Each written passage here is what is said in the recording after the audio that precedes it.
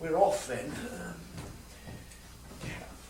I was begotten John Falstaff, Jack to my familiars, Sir John to all Europe, knight of the most noble order of the Garter, master of Caister Castle, warrior and gentleman. Hey diddle and hey diddle and me, Falstaff, now telling you the true story of my life and the history of my valiant deeds today, the 25th day of October, the feast day of St. Crispin's, and much more vitally, the 81st year of my own great march to heaven. And about time, too, said my mother, and at that moment I was born. It's a boy, a boy, a boy, a boy, a boy, a boy. Well, what else did you expect with that giant's thing of yours?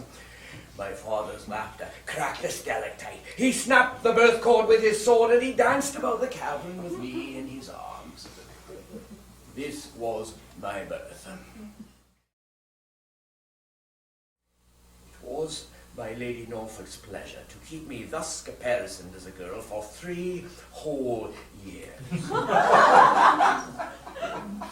She left me a sister with her dressing and her undressing, but my proximity to my mistress never exceeded that of her other ladies in waiting.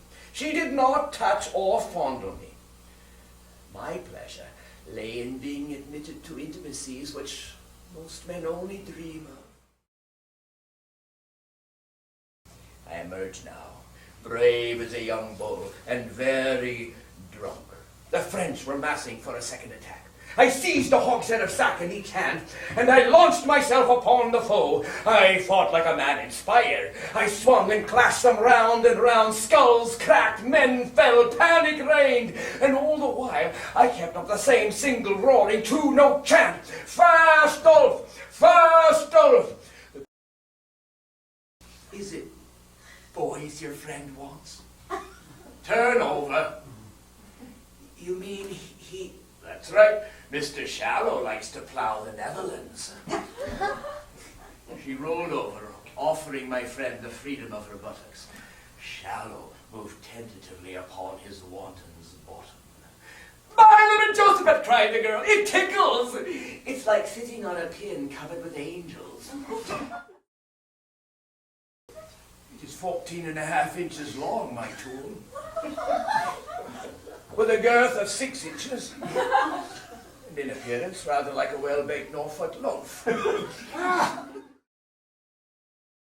I looked up. She was gone. I knew she would be gone.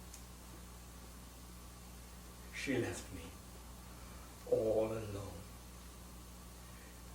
And I have been alone in this world ever since.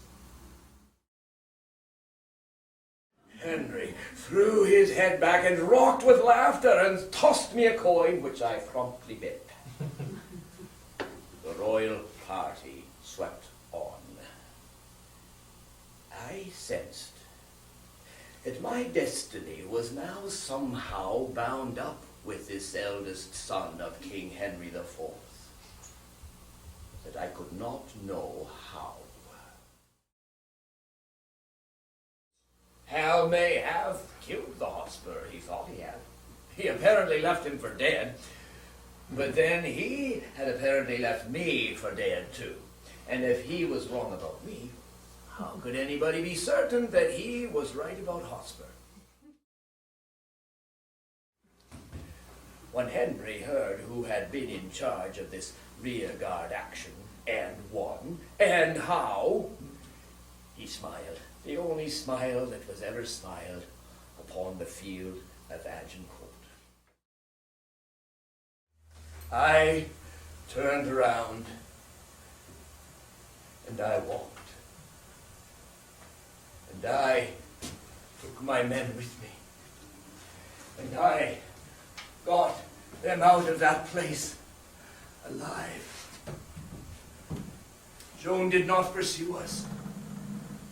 Heaven knows why.